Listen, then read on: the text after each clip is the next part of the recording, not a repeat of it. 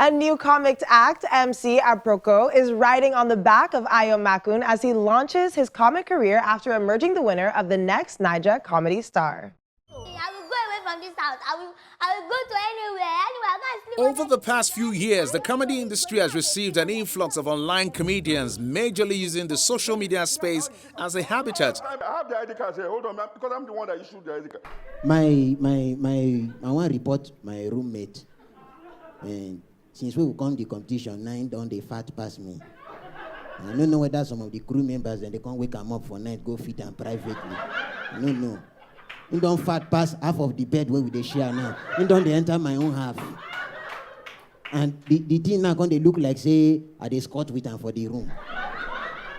And now that squatting part now they pain me because when my father they alive now the lifestyle when been they live.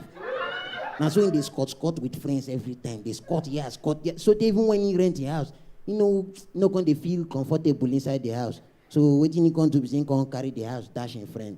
Then him come they squat with the friend. So wait. The newest talent to join the bunch, Give Love Day, also known as MC Aproko, is coming on the back of acclaimed comedian, actor, and filmmaker Ayo Makun and his Naija Comedy Star platform. Knowing fully well that it's very, very important to provide opportunity and create platform for others, helps in taking the industry and different talents to another level as well. So I created the AY's Open Mic Comedy Challenge, which discovered the likes of Sheyi Law, Elenu, Emeka Smith, Akpororo, MC Shakara, quite a number of them, a cappella, and the rest of them put together. And then we said, okay, let's take it to do it on a national level. And then we came up with the maiden edition of the next Naija Comedy Star.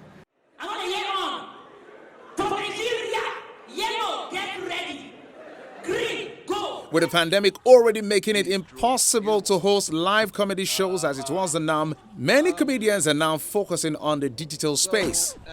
The dynamics has changed, and so every comedian has to now key into the new platforms that have been provided.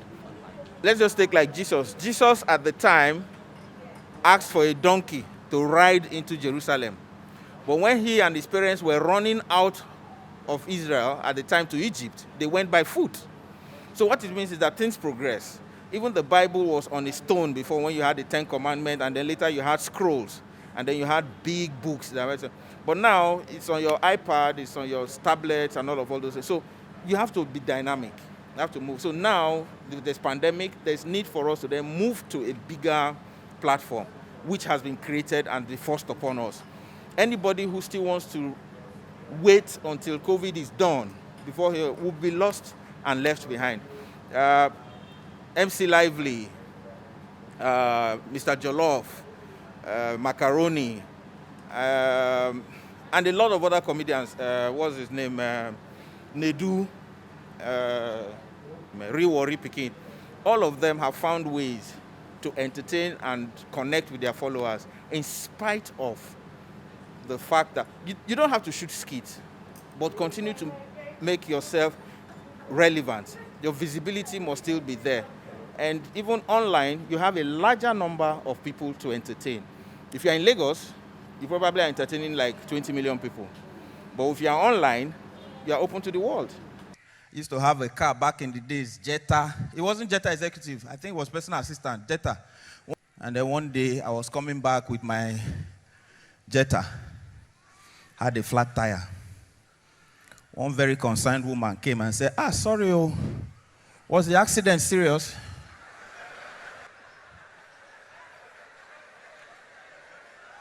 Do you know some people tell you something and you step back to look at what you have?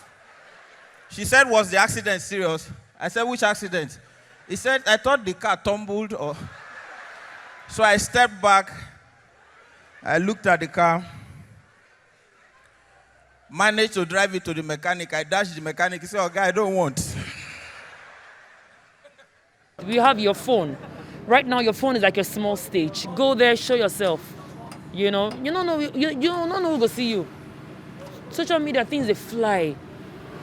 I saw one of my video Somebody sent me a blog somewhere in America or whatever. They sent it to me.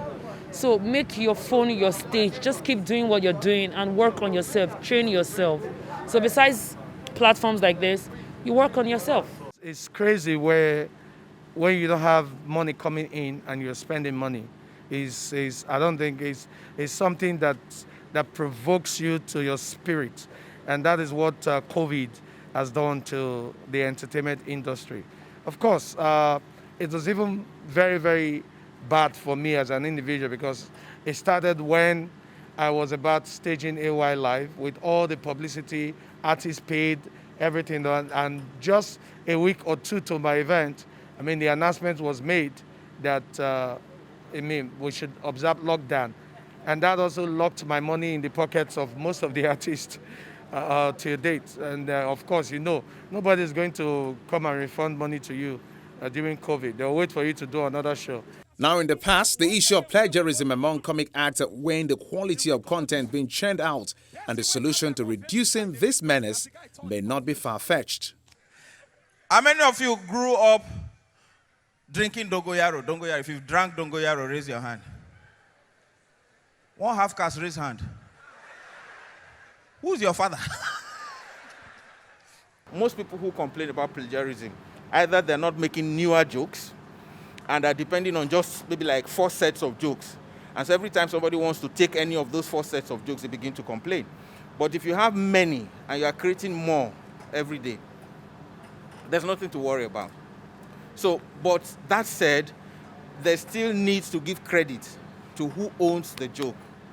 There's need to give credit. And if you are one of those that just jumped into maybe because you watched like 10 tapes of volumes of Night of 1,000 Laughs, you've crammed it, and then you come on stage and you begin to crowd the market with your inefficiency and your lack of creativity. And what then happens is that anybody who is falling grabs at anything. So you can't create jokes, but you can tell jokes. So that doesn't make you a comedian, it makes you a recounter. A recounter is someone who tells other people's stories. All right? So there's a difference. My mom is the type that comes to church early, sits right in front, and will comment on every testimony. One guy came, praise the Lord! I have just been promoted and they don't give me better salary now. My mom took phone. Ekakite, this your tenant will not they pay, they don't increase in salary. Oh. Yeah, the only way it can be solved, we do not have any laws guiding anybody right now. The only way it can be solved is to, like the foreigners of the industry, the likes of Alibaba, we set up a group. We did something like that, and we were saying to ourselves that this is wrong, you don't have to use someone else's jokes and what have you. And people started complying. Only a few ones who are yet to, gain inroad into the circle of mainstream comedians are the ones still doing it. And then they do it within the spaces that they find themselves, but they can't do it around us because they know that if you do it, AY will not use you for his own show.